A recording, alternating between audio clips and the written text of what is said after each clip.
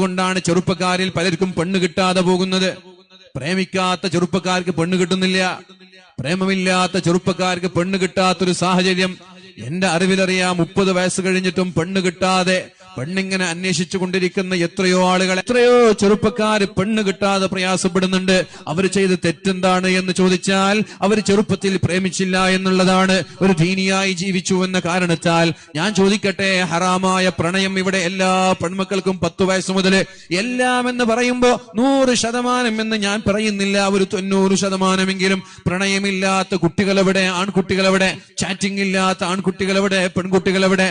ഹറാമായ പ്രണയമുണ്ടാകുമ്പോ അവിടെ ഒരു ഹലാലായ പ്രണയം നമ്മൾ തുടക്കം കുറിച്ചാൽ എന്താ കുഴപ്പമുള്ളത്? 18 വയസ്സ് കഴിഞ്ഞ് നിക്കാഹ് ചെയ്യുക എന്ന് പറയുന്നത് ഹലാലായ പ്രണയമാണ്. എന്താ കുഴപ്പം? അവര് പഠിച്ചോട്ടെ, ഡിഗ്രി ചെയ്തോട്ടെ, PG ചെയ്തോട്ടെ, PhD ചെയ്തോട്ടെ, MBBS ചെയ്തോട്ടെ, CA ചെയ്തോട്ടെ, MBA ചെയ്തോട്ടെ, ബിസിനസ്സിലും കൊമേഴ്സിലും സയൻസിലും ഹ്യൂമാനിറ്റീസിലും ഹിസ്റ്ററിയിലൊക്കെ അവർ കൂടുതൽ പഠിച്ചോട്ടെ.